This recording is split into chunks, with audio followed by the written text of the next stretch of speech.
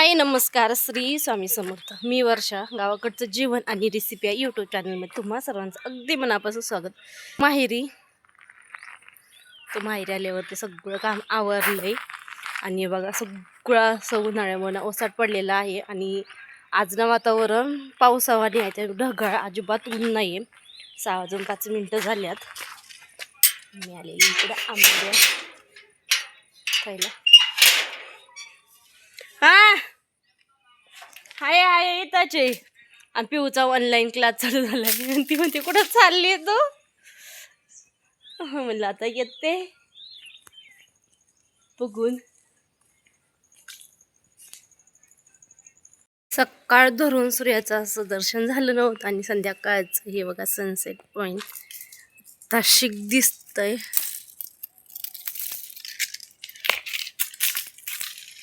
तर इथं बघा आंब्याची झाडं पूर्ण आंबे अशी लढून गेल्यात झाडं. इकडून पण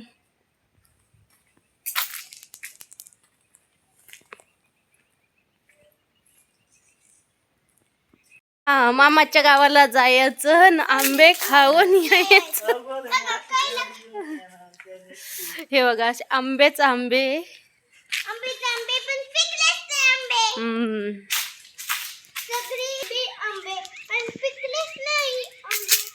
छान गाणं आहे बाईचं.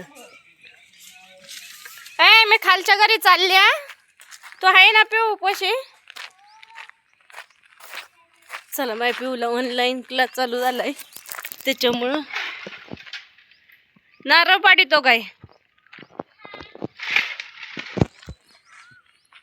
ते बघा तिकडं मोर कसा आहे उभा राहिलाय. आता तिकडं जावंच तर तो जाईल.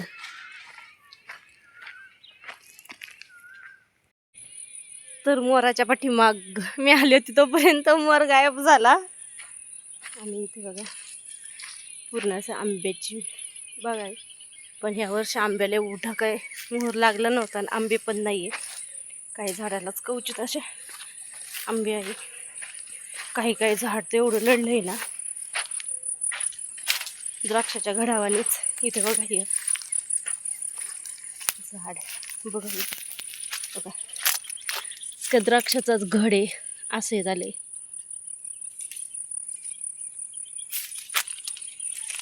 आणि उन्हाने इजगाळल्या तशा. आणि हे झाड कसलं आहे कोणत्या जातीचं आहे काय माहिती. बघा पूर्ण गुच्छच गुच्छ आहे. हे बघा उन्हामुळे इजगाळल्यात.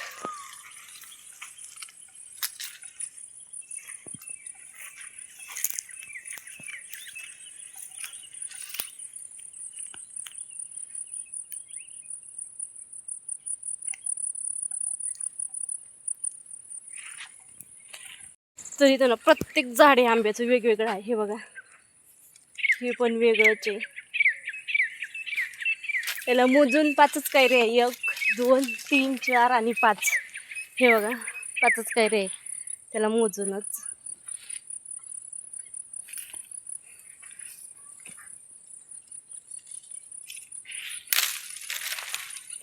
आता एक नेते कसा आहे आंबा काय माहिती. याचा गुळ आंबा बनवते. बघू आता त्याचा चिघळतोय सगळा.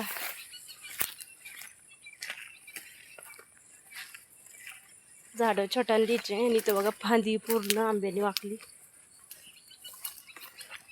कोडपर्यंत पहिल्यांदाच आणि एकटीच आली असं एवढा आंबा फिरायला बाग आंब्याचा.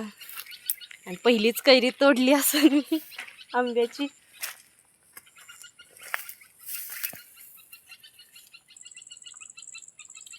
हे उन्हाने इजगाळले तसे आंबे. आणि हा पूर्ण असा बाग आहे. आणि संध्याकाळचे 6 वाजल्यात. वातावरण असं शांत शांत झालेलं आहे.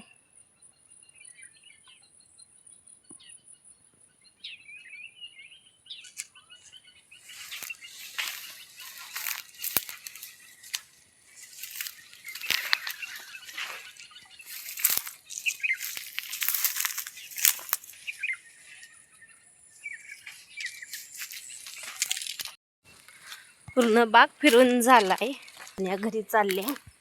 घरापाठी मागून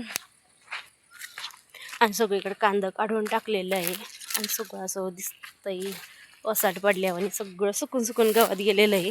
ते बघा सगळीकडे हिरवं बघायची सवय. आणि मी 4 महिन्यातून आलेली आहे माहेरी. त्यावेळेस आली त्यावेळेस हिरवंगार होतं. इथं कांदा हरभरा होता. आणि तिकडे मग मामा बच्चा कसे बसल्यात माझी वाट बघत. आणि इथं बघा पेरूला पूर्ण असं बार आलेलं आहे फुलं.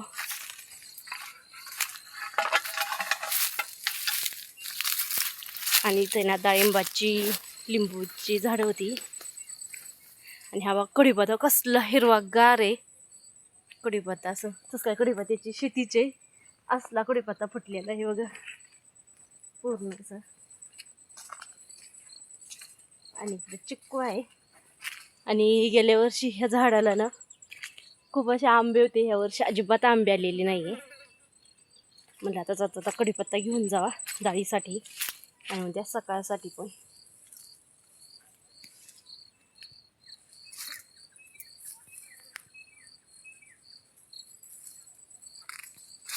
त्याचा वास सुद्धा भारी आहे. लांब लांब आहे.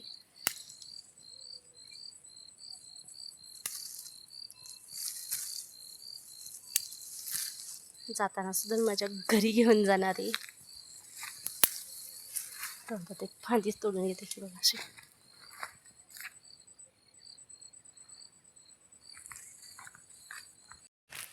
आणि इथं हे जुनं घर आहे. इथंच माझं जन्म झाला आणि इथंच माझं बालपण गेलं. म्हणजे पूर्ण लहानाची मोठी लग्न होईपर्यंत. आता तिकडं घर बांधलंय, वर्ष झालंय. आणि नारळाची झाडं किती उच गेल्यात. 20-25 वर्ष झालं असं या झाडांना. 20 वर्ष तरी. इथं टाकीवरती कपडे धुवायला यायचं. आणि हे घर आणि जुनं ते सोनंच असतं. हे बघा घर. आता वरती काय जात नाही, उशीर झालाय स्वयंपाक बनवायची घरी जाऊन. आणि या पायऱ्या. आणि नेहमी जर येताना आम्ही जर आलो ना तर कायम ह्या जिन्यामध्ये ना आई उभी राहायची नेहमी. ज्यावेळेस पिऊसदी लहान होत्या त्यावेळेस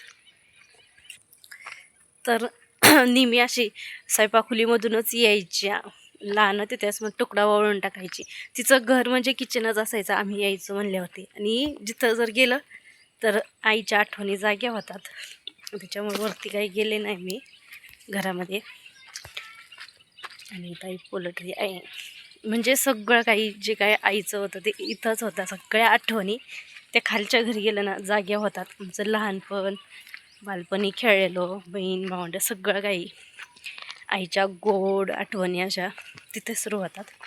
चला मग आता तुम्हाला कसा वाटला व्हिडिओ नक्की कमेंट करून सांगा. बाय, भेटू आता नेक्स्ट व्हिडिओमध्ये. श्री स्वामी समर्थ सगळ्यांना.